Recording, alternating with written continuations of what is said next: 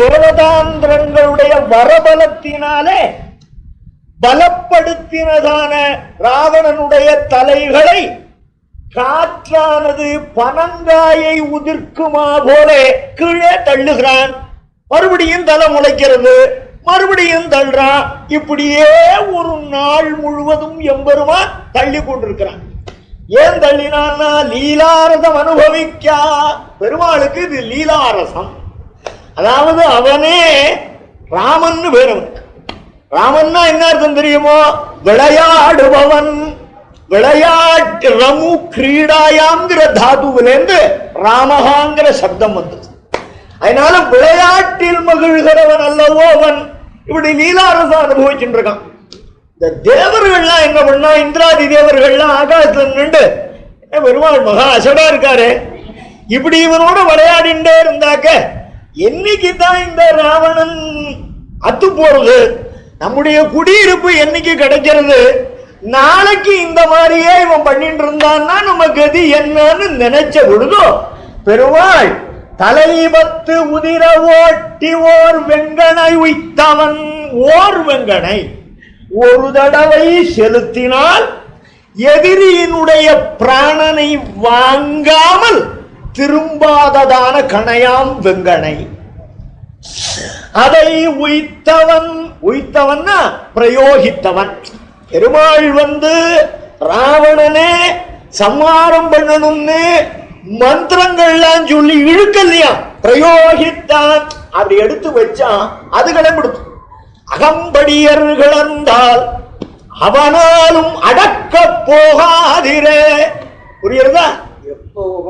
இன்னைக்கு அதுதான் இப்ப நடக்கிறது. அதான் வர முடியல. இப்ப பார்த்து வந்தமே 4 ரோட்லயும் வர முடியல. அகம்படியர்கள் அது எந்த காலத்துல எழுதி வச்சிருக்காரு நம்பல. ஆகையினாலே ஓர் வெங்கனை உய்த்தவன். அப்படி கொடிய கணையை விடுத்தவன் தான் யாருன்னா ஓதவண்ணன். வியாக்கியானம் பண்ணார்.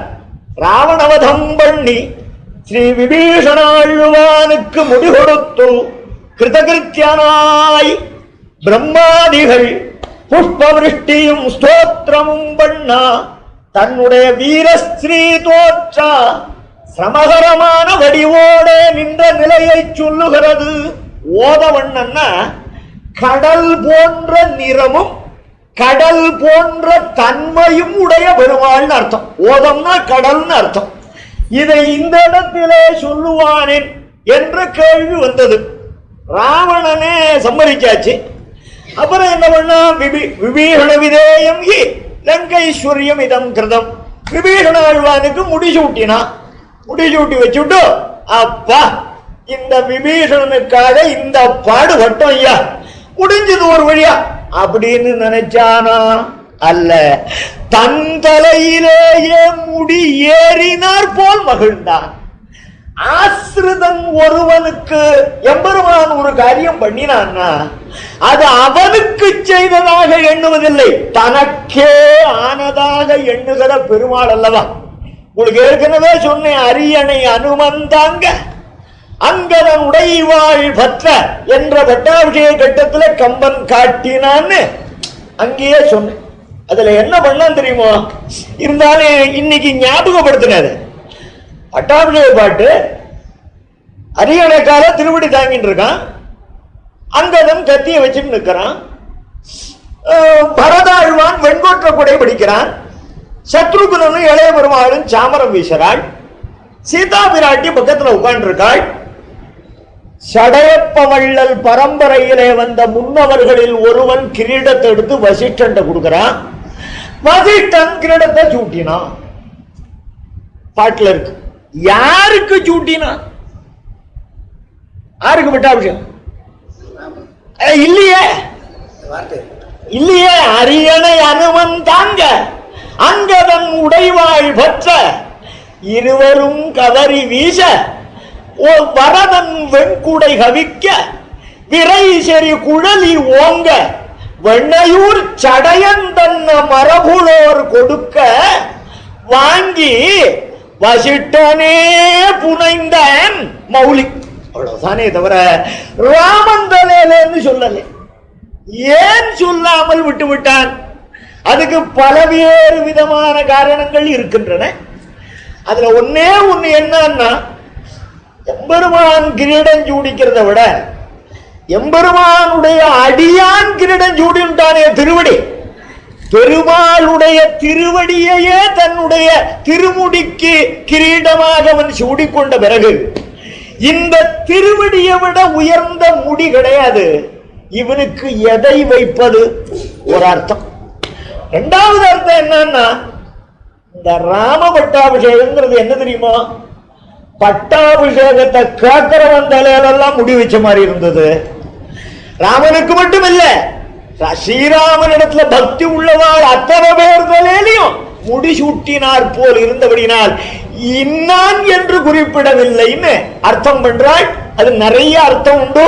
அது ஸ்ரீராமாயணம் சொல்லுகிற வேளையில சொல்லுவான். ஆக ஓர் வெங்கனை உய்த்தவன் ஓதவண்ணன் விபீஷணனுக்கு முடிசூட்டி வச்சு தன் காரியம் நிறைவேறியதாக எண்ணினான். எண்ணி நிகழ்ச்ச பிரம்மா இந்திரன் ருத்ரன் எல்லாரும் வந்தான். அந்த இடத்துல வால்மீகி ராமாயணம் அழகு. பிரம்மா வந்தான்னு சொன்னார், இந்திரன் வந்தான்னு சொன்னார், அக்னி வந்தான்னு சொன்னார், சிவன் வந்தான்னு சொல்லல. ஷடர்த்தனயன ஸ்ரீமான் மகாதேவோ மகாபிரபு. ஷடர்த்தனயனா, ஷட்டுன்னா எவ்வளவு? 6. அர்த்தம் பாதி, 6ல பாதி. 3 கண்களை உடைய ஸ்ரீமான் சிவபெருமான்.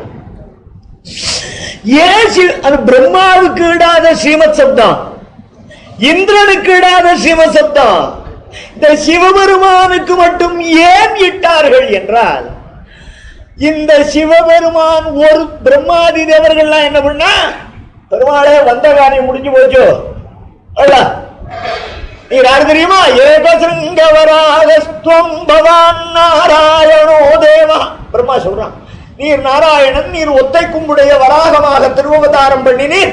அப்பேற்பட்ட பரமபுருஷன், எங்க காரியம் முடிஞ்சு போச்சு, ராவண கவதம் இனிமே இங்க இருக்க வேண்டாம், வந்துடும். சிவபெருமான் ஒத்தந்தான். பெருமாளே தேவர்கள் காரியத்தை முடிச்சுட்டு இந்த மனுஷாலும் உன்னை எண்ணி உய்ய வேண்டும், அவர்களுக்காக ஒரு 11,000 வருஷம் இந்த பூமியில தேவன் இருக்கணும்னு பிரார்த்தித்தான். நம்முடைய நன்மையை உத்தேசத்திலே கொண்டிருந்த ஒரே ஒரு தேவன் சிவபெருமான் அல்லவா, ஸ்ரீமான். புரியுறதா? ஷடர்த்தனயனா ஸ்ரீமான். இவெல்லாம் வந்தா பெருமாளே ஸ்தோத்திரம் பண்றாள். ஸ்தோத்திரம் பண்ண உடனே இந்த ராவணனை வென்ற வீர திரு தோற்ற எம்பெருமான் நிற்கிறான். அந்த திருவோடு அவனை பார்க்கிற போதே அவ்வளவு பேருடைய சிரமங்களையும் அது போக்கும்படியாக இருக்கிறது. எவ்வளவு களைச்சாலும் சாயங்காலம் அப்படி பீச்சு கரையில போய் உட்கார்ந்து ஒரு 1/2 hour சமுத்திரத்தை அப்படி பார்த்தான்னா அவ்வளவு சிரமம் போடுறது இல்லையா? இவன் ஓதவண்ணன், கடல் போன்றவன். இவனை கண்டவாறே தாபத்ரயங்களும் ஆறும்படியாக ஓதவண்ணன் நின்றான். நாயனார் எழுதினார், ராவணவதானந்தரம் மகாராஜ பிரதிகளுடைய யுத்த சிரமம் அடைய போம்படி ஒரு கடற்கரையிலே நின்றா போலே இருக்கை. ராவணன் ராட்சசாரோட பெருமாள் மட்டுமா சண்டை போட்டார், சுக்ரீவாதிகள் தான் சண்டை போட்டார். அந்த யுத்தத்தினாலே அவளுக்கு வந்த சிரமங்கள் எல்லாம் எதனால் போயிட்டுன்னா இந்த பெருமாளுடைய சேவையிலேயே போயிடுத்து. பெருமாள் சமுத்திரமுன்னா கண்டவர்களுடைய பாபத்தையும் தாபத்தையும் கழிக்க வல்ல சமுத்திரம் போல சியாமமான திருவேலி உடையவன் தேசிகன் முனிவாகன போகத்துல வியாக்கியானம் பண்ணார். அஞ்சலின் பிராமுக கிருத்வா பிரதிசிஷ்யே மகோததேகேன்னு பகவான் வால்மீகி. பெருமாள் வருணனை வழிவேண்டுகிற காலத்துல சமுத்திரத்தை நோக்கி மற்றொரு சமுத்திரம் எதிரே வந்து பள்ளி கொண்டது போல பெருமாள் சயனித்துக் கொண்டிருந்தார். கம்பன் அழகா சொன்னான், கருணையங்கடல் கடந்தது கருங்கடல் நோக்கி. கருணை கடலான எம்பெருமான் உப்புக்கடலுடைய திருவடிகளிலே சரணாகதி பண்ணினானே, அப்பேற்பட்ட ஓதவண்ணன். அதுக்கு மேல அவன் எங்க வந்தான்? ஸ்ரீரங்கத்துக்கு வந்தான். ராவணவதமெல்லாம் பண்ணிவிட்டு பெருமாள் கடைசியில் எங்க வந்தார்? திருவரங்க மாநகர் வந்தார். எதனால திருவரங்கத்துக்கு வந்தார்? எல்லாருடைய சிரமத்தையும் இவன் போக்கினான். இவன் சிரமம் போகணுமே, அதுக்கு எந்த இடம்டா நல்ல இடம்னு பார்த்தான். எங்கு மயில் ஆட குயில் பாடுகிறதோ அங்குதானே தேன் ஒழுகும் சோலை உண்டு. அந்த சோலையில் சென்று தங்கினால் தானே தன்னுடைய சிரமம் தீரும். ஆகையினாலே மதுரமா வண்டு பாட மாமயில் ஆடும் அரங்கத்து. புரியுதா? மதுரமா வண்டு பாடுமா, இனிமையாக வண்டுகள் பாடின. மயில் ஆடுது குயில் வண்டு பாடுதுன்னு ஆட்டம் பாட்டத்தை எதுக்கு சொன்னார்? காரியம் முடிந்தவாறே ராஜாக்களுக்கு ஆடலும் பாடலுமாவிரே இல்லையா? ராஜாக்களா ராஜ்யம் ஆடுறவார் காரியம் ஆற வரைக்கும் இதுல புத்தியை செலுத்த மாட்டான். காரியம் முடிஞ்சது, பகையரசனை ஓட்டியாச்சுன்னுட்டா அதுக்கப்புறம் கச்சேரி நடக்கட்டும், டான்ஸ் நடக்கட்டும் என்று சொல்லுமா போலே எம்பெருமான் இங்கே சிலரை ஆடச் சொன்னான், சிலரை பாடச் சொன்னான்.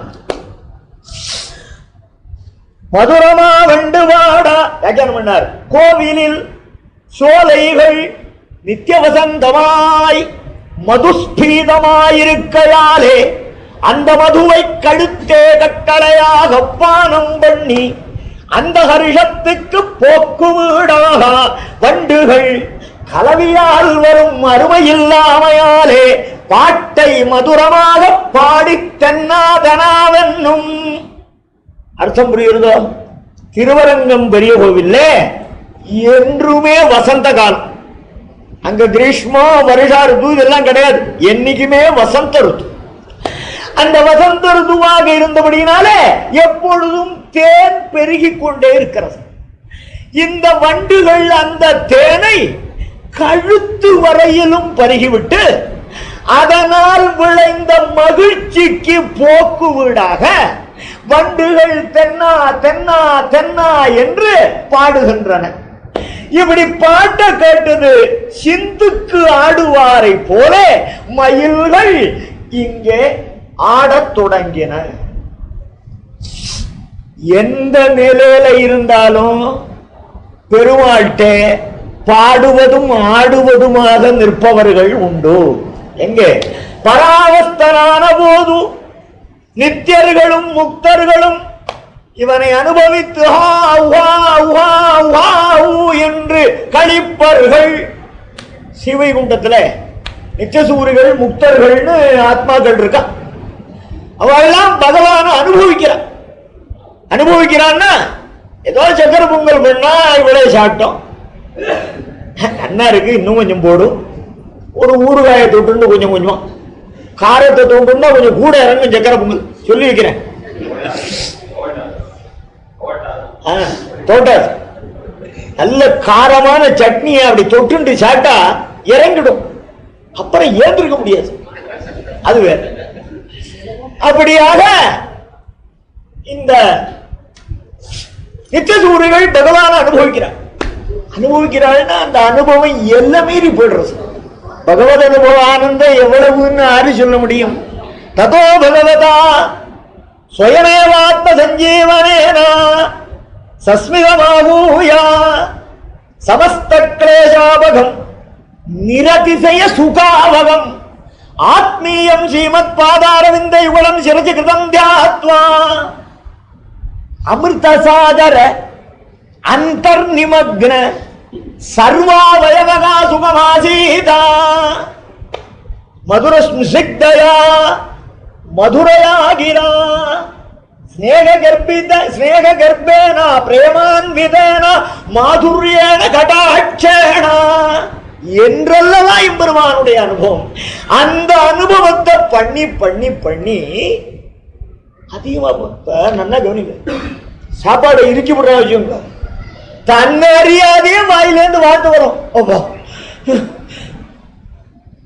சோறு இல்லாம இருக்கிற வாயில இதெல்லாம் வருமோ? கழுத்தே கட்டளையாக பகவத் அனுபவத்தை இந்த நித்திய சூரிகள் பண்ணிட்டபடியினாலே அவ வாயில இருந்து சொல்லு வருது. என்ன சொல்லு?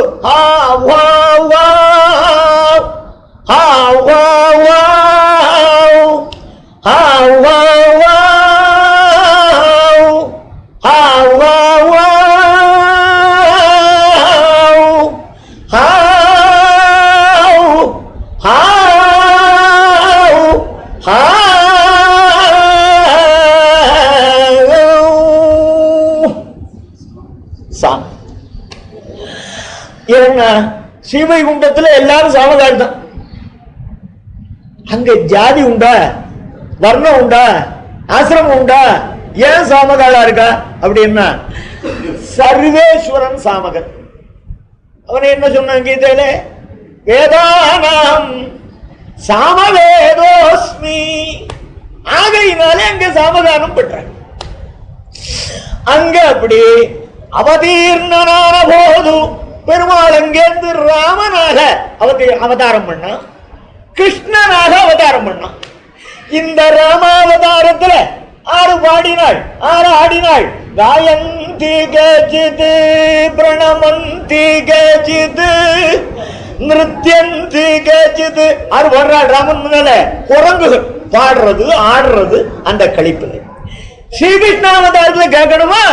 கோபகன்னிகைகள் அந்த எம்பெருமானை நினைந்து நினைந்து ஜெயதி தேதிகம் ஜென்மநாமரஜஸ்யத இந்திரா சஸ்வதத்ரை பாடினாள், ஆடினாள். அவதாரத்துல அது. அதே போல அச்சாரூபியான எம்பெருமான் திருவரங்கத்திலே கோயில் கொண்டவாறே நித்திய சூரிகள் அந்த பரமாமோதத்திற்காக வண்டுகளாகவும் மயில்களாகவும் வந்து பாடுவர் ஆடுவர். புரியுதா? பகவான் மானுஷம் வபுராஸ்தாய விஷ்ணு சத்யபராக்கிரமஹ சர்வைகி பரிவிருத்தோ தேவைகி வானரத்வம் உபாகதைகி. அவன் மனுஷனான தேவர்களும் மனுஷராளாய். அவன் அர்ச்சாரூபியாக எழுந்துள்ள உடனே நித்திய சூரிகளும் மயில்களாகவும் குயில்களாகவும் வட்டுகளாகவும் இப்படி உருமாறி வந்து அந்த எம்பெருமானுக்கு ஸ்தோத்ராதிகளை பண்ணி கைங்கரியம் பண்ணுகிறார்கள். அவன் மனுஷனான ரமணா, தேவர்கள் குரங்குகளான ஸ்லோகம். அவன் மனுஷனானால் இவைகள் திரியக்காக ஆவானேன்னா ராஜா வெள்ளச்சட்டை இட்டால் அடியார் கருப்பு சட்டை இடுமா போல அந்த நாள் வழக்கம். ராஜா அணிந்திருக்கிற அதே சட்டைய ராஜாக்கு சமமான செல்வம் உடையவனாக இருந்தாலும் அவன் அணியக்கூடாது. ஆனால் அவன் என்ன நிறமோ அதுக்கு எதிர் நிறமா தான் அணியணும். ஏன்னா இவன் குடிமகன், அவன் கோமா. அதை காட்டுமா போல இவைகள் வானரங்களாக அவன் எம்பெருமானாக, அதாவது மனுஷனாக வந்தான். இந்த இடத்துல மயில் ஆடுது, வண்டு பாடுதுன்னு மயிலையும் வண்டியுமா சொல்லிட்டு மயிலும் வண்டுமாக சொல்லப்பட்டது ஸ்ரீ வைஷ்ணவ பரமாச்சாரியர்களை, இந்த பரம பாகவதோத்தமர்களை. சுவாமி நம்மாழ்வாருடைய ஒரு பாசுரம். வீசும் சிறகால் பரத்திற் விண்ணாடு நுங்கற்கு எளிது பேசும்படி அன்ன பேசியும் போவது நெய் தொடு உண்டு ஏசும்படி என்ன செய்யும் எம் ஈசர் விண்ணோர் பிரானார் மாசில் மலரடிக்குள் எம்மை சேர்விக்கும் வண்டுகளே. என்ன கவனிக்கணும், திருவிருத்த பாசம். வண்டுகளை கூப்பிடுறாங்க, வீசுகின்ற சிறகால் பறக்கின்ற வண்டுகளே அப்படின்னு. அந்த வண்டுகளுக்கு எதை பெருமையாக சொல்லுகிறார்? அந்த எம்பெருமானுடைய மாசு மறுவற்ற மலர் போன்ற திருவடியின் கீழே என்னை கொண்டு போய் சேர்க்கிற வண்டுகளே. இந்த தோட்டத்துல வண்டு இருக்கு, இந்த வண்டு எம்பெருமான் திருவடிங்களை நம்ம கொண்டு போய் சேர்க்குமா? ஆகையால் ஆழ்வார் கடக கிருத்திய நிஷ்டர்களான ஆச்சாரியர்களைத்தான் வண்டுகளாக, கடக கிருத்தியம்னா என்ன? எம்பெருமானிடத்திலே ஆத்மாவை சேர்ப்பிக்கின்ற தொழிலுடைய அந்த பரம பாகவதோத்தமர்களைத்தான் சொன்னார் திருவிருத்தத்திலே. இந்த பாசுரத்துக்கு அடுத்த பாசுரம், வண்டுகளோ வம்மின் நீர்பூ நிலப்பூ மரத்தில் ஒன்பூ உண்டுகளித்துழல் வீர் கொன்றுரைக்கியம்.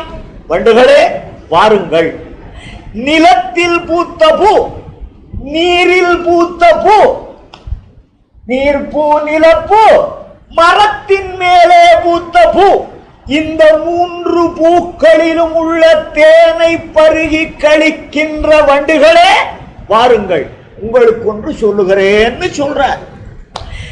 என் நன்னகை நீர் பூன்னா எது? தாமரை, செங்கழு நீர், செவ்வாம்பல் முதலானவை. நிலப்பூன்னா என்ன? மல்லிகை, முல்லை முதலானவை.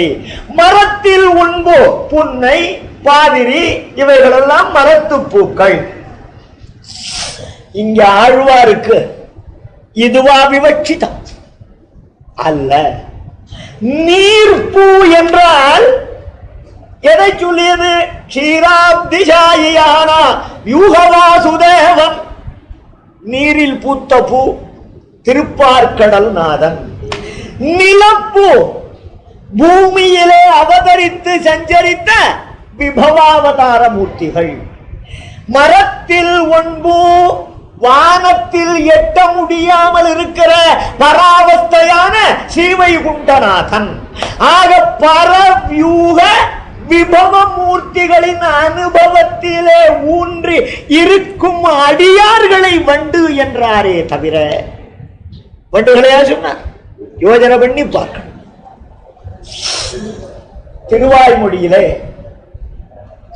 ஒரு பாஷம், செங்கால மடனாராய் திருமூழிக்களத்துறையும் குடக்கூத்தற்கு எந்தூதாய் நுங்கால்கள் எந்தரமேல் கழுவீரானுமரோடே. அதாவது வண்டுகளை பார்த்து நாயகி சொல்றாள், ஏ வண்டுகளே, திருமூழிக்களத்திலே இருக்கிற எம்பெருமானிடத்திலே நீ என்னுடைய நிலையை சொல்ல தூது போய் வந்தால் நான் என்ன பண்ணுவேன் தெரியுமா? உன்னுடைய கால்களை என்னுடைய தலை மேலே கொண்டு கூத்தாடுவேன். எனக்காக திருமூழிக்களத்தெம்பெருமானிடத்தில் தூது சென்று மீண்டு வந்தால் நான் என்ன பண்ணுவேன்? வண்டுகளே, உன்னுடைய கால்களை வாங்க. இல்ல அப்படியே கேட்க மாட்டேன்.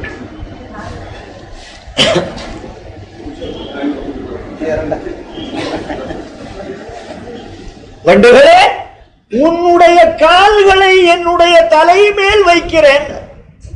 இந்த இடத்துல நாரையை தூது விடுகிற பாட்டு.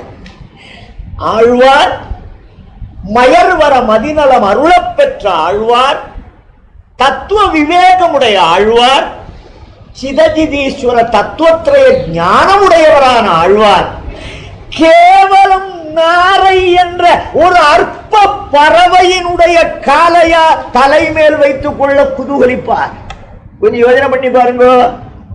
அதிலே ஆழ்வார் எதை தலைமேல் வைக்க ஆசைப்படுவார்? அடிச்சியோம் தலைமிசை நீ அணியாய் அழியங்கண்ணா உன் கோலப்பாதம்.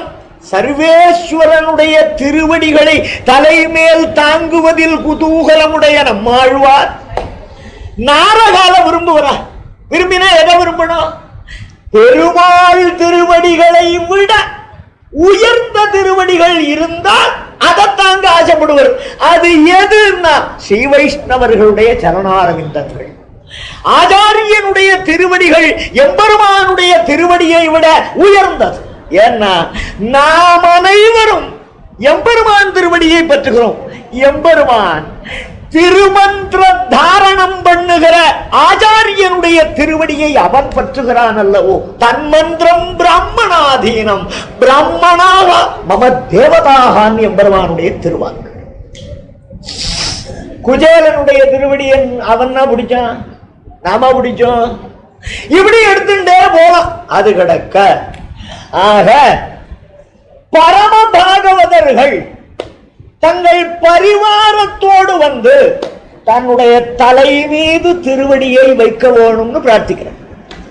அம்மாழ்வார பார்த்தோம்.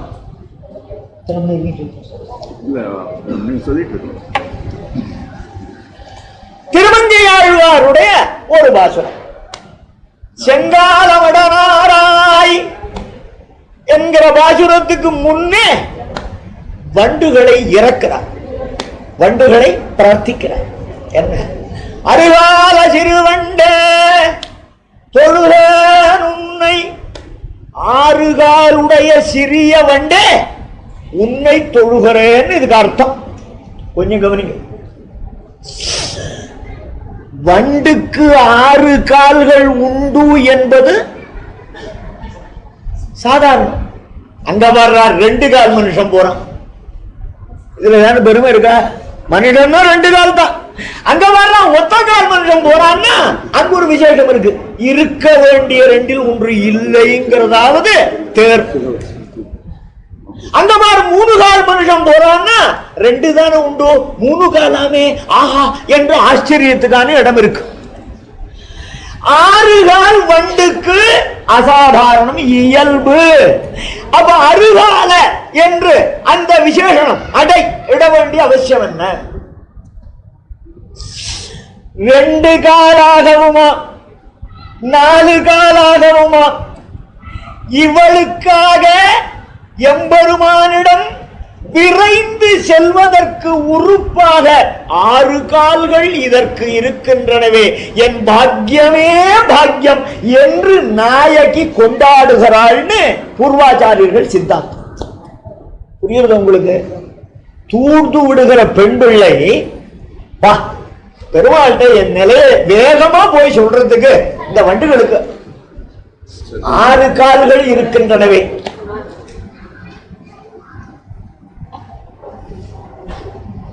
இது என் பாக்கியம்னு கொண்டாடுவதாக பூர்வர்கள் வியாக்கியம். ஸ்ரீபராசர பட்டர் இந்த இடத்துக்கு என்ன அர்த்தம் பண்ணார்? நீங்க பண்ணின அர்த்தத்தில் ரசம் இல்லை, சுவை இல்லை. வண்டு பறந்து செல்வதற்கு சாதனம் கால சிறகா?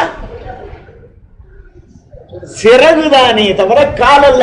அப்ப வேகமாக செல்வதற்கு கால் பயன்படுவதில்லை, சிறகுதான் பயன்படுகிறது.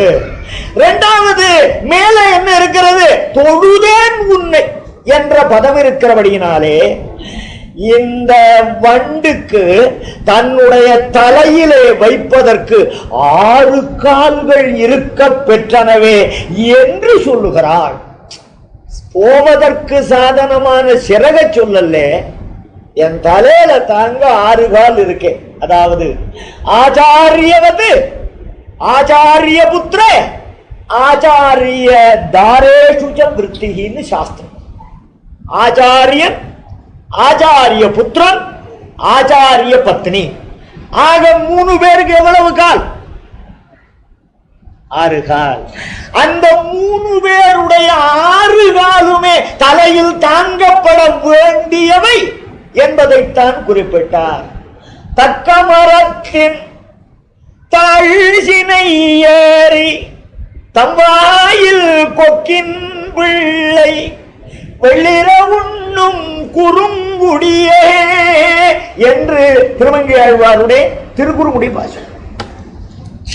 இந்த திருக்குறுங்குடி பாசுரத்தில் ஒரு இயற்கையை சொல்லுகிறார். குட்டி பறவையானது தாழ்ந்த கிளையில் அமர்ந்து கொண்டு மேல் கிளையில் இருக்கின்ற தாய்ப்பறவையின் வாயிலிருந்து உணவை வாங்கி உண்ணுகின்ற திருக்குறுங்குடி. நான் சொன்னது புரியுறதுன்னா, குட்டி பறவை எங்க உட்காந்துருக்கு? கீழ்கிளையில, தாய்ப்பறவை மேல் கிளையில. அங்க உட்கார்ந்துட்டு அங்க இருந்து குட்டி பறவை வாயில கொஞ்சம் கொஞ்சம் கொஞ்சமா அந்த ஆகாரத்தை செலுத்தது. அதை இது வாங்கி உங்கிறது. இத சொல்றதுக்காக வந்தார் ஆழ்வார். யோசனை பண்ணி பாருங்க. ஆச்சாரியன் சீரிய சிங்காசனத்தின் மீது எழுந்தருள் இருந்து பரம போக்கியமான அர்த்த விசேஷங்களை உபதேசிக்க பால சிஷ்யர்கள் கீழே இருந்து கொண்டு அந்த அர்த்தங்களை பெற்று உஜ்ஜீவிக்கின்ற தன்மையே விவட்சிதமாகிறது இந்த இடத்திலே. இப்படி சொல்லிட்டே போனோம். அதாவது பறவைன்னா சொன்னால்தான் ஏகக்ருதி சகுந்தேஷு யோன்யம் சக்ராத் நயாஜதே. உலகத்திலே பட்சிகளுக்குள்ளேயே ஒரு பட்சி தான் சிறந்த பட்சின்னு. எந்த பட்சி? மயிலா, குயிலா, கருடனா? அல்ல. தேவேந்திரனை தவிர வேறு எவனையும் நோக்கி பல்லை காட்டாமல் இருக்கிற பறவை எதுவோ அதுதான் உயர்ந்த பறவை. புரியலையே? தேவேந்திரன் அவன் எதுக்கு தேவதை? மழைக்கு தேவதை. இந்த சாதக பட்சின்னு ஒரு பறவை, அன்றில் பறவைன்னு. கங்கை நிறைய தீர்த்தம் ஓடினாலும் அன்றில் அந்த தீர்த்தத்தை சாப்பிடாது.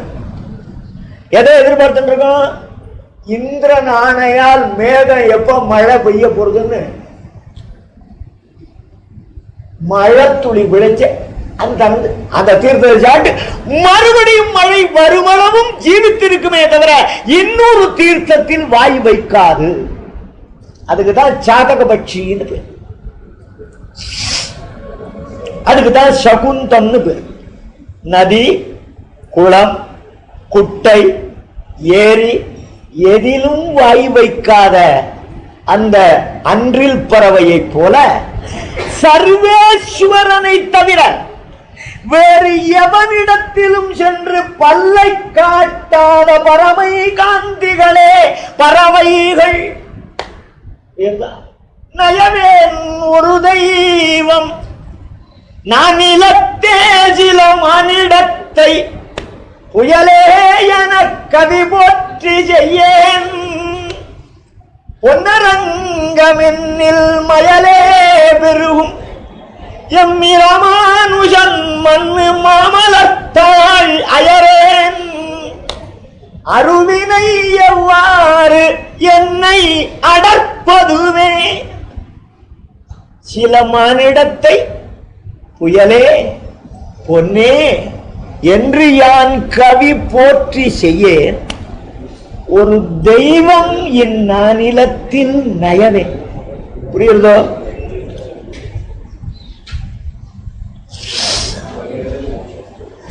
வண்டு வண்டு பாட மயில் ஆடு மரங்கங்க வண்டு. இந்த வண்டுக்கு என்ன பேர் தெரியுமோ? மதுவிரதம்னு பேர். வண்டுக்கு என்ன பேரு? மதுவிரதம். தேனை தவிர வேறு எதையும் கொள்ளாது. அதே போல உளங்கனிந்திருக்கும் அடியவர் தங்கள் உள்ளத்துள் உரியதேன் எனக்கு தேனே பாலே கண்ணலே அமுதே தேனை நண்பாலை கண்ணலை அமுதை என்று பல இடங்களிலும் தேனாக சொல்லப்பட்ட பகவத் விஷயத்தை விரும்பி மற்றொன்றை கண்ணெடுத்தும் பாராமல் இதை அனுபவிப்பதையே விரதமாக கொண்டிருக்கிற அந்த ஆச்சாரியர்களை சொல்லுகிறது. இந்த ஒன்னே ஒண்ணு கவனிங்க. சம்ஸ்கிருத பாஷையில 2 ரகாரம் வரக்கூடிய ஒரே ஒரு பட்சி இதுதான். பிரமராம். வண்டுக்கு என்ன பேரு? பிரமராம். பிரால ஒரு ரா வருது, மரம்ல ஒரு ரா வருது. இந்த 2 ரகாரமுடைய ஒரு ஆச்சாரியன் உண்டு. எது? ராஜன் ஒரு ராதம். எதை எடுத்தாலும் வரவர முனிகி வரவர முனிகி எத்தனை ரா வருது? 2 ரா. மணவாள மாமுனிகள் ஒருவரை தவிர அந்த ஆச்சாரியத்துவ பூர்த்தி வேறு எவருக்கும் இல்லை. இதெல்லாம் நம்முடைய அலங்கார சாஸ்திரத்தை வச்சு தீர்மானம் பண்றது. இதெல்லாம் மதுரமா வண்டு வாட, அதுக்கு மேல வரிவண்டு தேதனா என்று இசை பாடும் யாழினிசை வண்டினங்கள் ஆழம் வைக்கும் என்று வண்டுகளுக்கு எப்பொழுதும் முரன்று கொண்டு, அதாவது முரல்வதே பணி. அதுபோல மச்சித்தாக மத்கத பிராணாக போதயந்த பரஸ்பரம் என்று அனவரதமும் எம்பெருமானை சொல்லி பாடுவதையே பொழுதாக பொழுதுபோக்காக கொண்டிருக்கிறார்களே, அவர்கள்தான் வண்டுகள். எம்பெருமானுடைய திருநாமங்களையும் எம்பெருமானுடைய திருக்கல்யாண குணங்களையும் பாடித் திரிகிற வண்டு காட்டில் திரியும் வண்டாக இருக்க முடியுமா? அது நாட்டு வண்டு, நம்மால் நாடப்பட வேண்டிய வண்டு, எம்பெருமானுடைய திருவடிக்குள் நம்மை சேர்ப்பிக்கிற வண்டு. வண்டுக்கு இன்னொரு பேர் சம்ஸ்கிருதத்துல சஞ்சரீகம். வண்டுக்கு என்ன பேரு? சஞ்சரிகம். சஞ்சரிகம்னா ஓர் இடத்தில் நிலைத்து நில்லாமல் பல இடங்களிலும் சஞ்சரித்து கொண்டே இருக்கும். அதே போல ஆச்சாரியர்களும் சிவைஷ்ணவர்களும் ஒரு இடத்துல நிற்க மாட்டார். தீர்த்தகராமி திரிந்து பேயாழ்வார். எம்பெருமானார் ஒரே இடத்துல இருந்தார். ஸ்ரீரங்கம் கரிசைலம் அஞ்சனகிரிம் தச்சத்ரி சிம்மாச்சலம் ஸ்ரீகூர்மம் புருஷோத்தமம் ஜபதரி நாராயணம் நைமிஷம் ஸ்ரீமத்வாரவதி பிரயாக மதுரா யோத்யா கயா புஷ்கரம் சாளக்கிராமகிரிம் நிஷேவ்ய ரமதே ராமானுஜோ அயம் முனி என்று திவ்ய தேசங்கள் தோறும் சஞ்சாரம் பண்ணுகிறவர்கள். வண்ட சொல்லிட்டன மயில். எது மயில்? தோலை வீழ்த்தாடுகிறது அந்த மயிலா? அதுவும் ஸ்ரீரங்கத்தில் இருக்கு. அதை சொல்வதல்ல ஆழ்வாருடைய நோக்கம். மயில், மயிலுக்கு சந்தோஷம் வந்துடுதுன்னா அது கலாபம் விரித்து ஆடத் தொடங்கும். ஆச்சாரியர்களும் தங்கள் நெஞ்சிலே உகப்பு அதிகரித்து விட்டால் மறைத்து வைத்திருந்த அர்த்த விசேஷங்களையும் பொழிந்து தள்ளுவார்கள். கார்முகில் போல் வண்ணன் கண்ணன் எம்மானை சொல்லி பாடி எழுந்தும் பறந்தும் துள்ளுவார் அல்லவோ. புற்றரவல்கு உனமையிலே முகில் வண்ணன் பெருவாட. மழை மேகத்தை கண்டால் மயிலாடும், எம்பெருமானை கண்டால் ஆச்சாரியர்கள் கழித்து கூத்தாடுகின்றார்கள். உலகத்தில் ஒரு பழமொழி உண்டு, மயிலே மயிலே இறகு போடு என்றால் போடுவான். அதுபோல இந்த ஆச்சாரியர்கள்ல கிருபா மாத்திர பிரசன்னர்கள்னு சில பேர், அனுவர்த்தக பிரசன்னாள்னு சில பேர், அதெல்லாம் எடுத்துட்டு போறாங்க. அதெல்லாம் நீட்டிருந்தோம்னா இந்த பாட்டு முடியாது. அப்படி வண்டு பாட துஷ்யந்தி மயிலாட ரமந்தி துஷ்யந்தி ரமந்தி. அப்பேற்பட்ட அரங்கத்து அம்மான் அந்த ஸ்ரீரங்கத்தில் இருக்கிற சுவாமி, அதாவது சம்சாரிகளுக்காக கோயிலிலே சாய்ந்தருளி தன்னுடைய சுவாமித்துவத்தை உதறிப்படுத்த பெருமாள். உதறிப்படுத்தல்னா என்ன? படுக்கையை விரிச்சே இருக்கு, அப்படியே படுத்துக்க வேண்டியதானே. எடுத்து பெட்ஷீட்டை உதறி விட்டு விரிச்சு தானே படுக்கிறோம். ஏதாவது தேவையில்லாத சமாச்சாரம் அதுல இருந்தா, நம்ம உடம்புக்கு உறுத்தக்கூடிய முள்ளு விள்ளு கம்பு கம்பு ஏதாவது இருந்தா அது போகட்டுமேன்னு. அதுபோல பெரிய பெருமாள்கிட்ட தேவையில்லாத ஒரு சமாச்சாரம் இருந்துதான். யாருக்கு தேவையில்லாத சமாச்சாரம்? நம்ம போல இருக்கிற சம்சாரிகளுக்கு. சுவாமித்துவம், எல்லாருக்கும் மேலானவனாக இருக்கிற மேன்மை, அந்த மேன்மையை பார்த்தா இவன் பயப்படுறான், இவ்வளவு பெரியவங்கிட்ட நாம நெருங்கிறதான்னு. அதுக்காக என்ன பண்ணா, தன்னுடைய மேன்மையை வைகுந்தத்தில் உதறி எளிமையையே ஏற்றுக்கொண்டு படுத்த பெருமாள் அரங்கத்து அம்மான். அம்மான சௌலபிய காஷ்டம், எளிமையின் எல்லை நிலத்தை சொல்லுகிறது. ஏற்பட்ட பெருமாளுடைய திருவயிற்று உதரபந்தம் பண்டு திருவயிறுதான் சிற்றிடையோடு வெறும்புறத்திலே ஆலத்தி வழிக்க வேண்டும்படியாய் திருப்பது. அதுக்கு மேலே இரே ஆபரணமான திருவுதரபந்தனம். பெருமாளுடைய திருவயிறு எந்த ஆபரணமும் இல்லாமல் இருக்கும் போதே பார்த்தா திருஷ்டி விடுறாப்புல இருக்கு. அதுல இந்த உதரபந்தனம்ங்கிற ஆபரணமும் சேர்ந்து கொடுத்தோம்னா அந்த அழகு திருஷ்டி படாமல் என்ன பண்ணும்? அப்பேற்பட்ட அழகுடையது. அது என் உள்ளத்துள் நின்று உலாகின்றதே. என்னுடைய பெரிய ஹிருதயத்திலே அழகு செண்டேரா நிற்கிறது, அழகு வையாளி விடுகிறது. அந்த உதரபந்தனத்தினுடைய அழகு என் நெஞ்சுக்குள்ள பூந்து ராஜமார்க்க சஞ்சாரம் பண்றது. புரியுது உங்களுக்கு? தன் இஷ்டப்படி எல்லாம் போயிட்டு வருது. என் நெஞ்சுக்குள்ள எம்பெருமானுடைய உதரபந்தன அழகு போயிட்டு வந்துட்டு இருக்குன்னா என்ன அர்த்தம்? நெஞ்சுக்குள்ள அதை நிரப்பி விட்டேன். தான் அகல நின்றாலும் பரவாயில்லை, அங்கும் வந்து சஞ்சரிக்கும். இந்த பெருமாளை விட்டு ஓடி போயிட்டு ஒரு 100 மைலுக்கு அந்தண்ட போய் நின்றாலும் இந்த உதரபந்தனத்தினுடைய அழகு ஒரு ஹிருதயத்தை விட்டு அகலாமல் உள்ளே வந்து சஞ்சரிக்கும் என்று இந்த 4ஆம் பாசுரத்தாலே அனுபவித்து நிற்கிறார் என்று கூறி மணி 6:15 ஆகிறது. மேல காரியங்கள்லாம் இருக்கு. நான் இத்துடன் நிறுத்துகிறேன். நாளைக்கு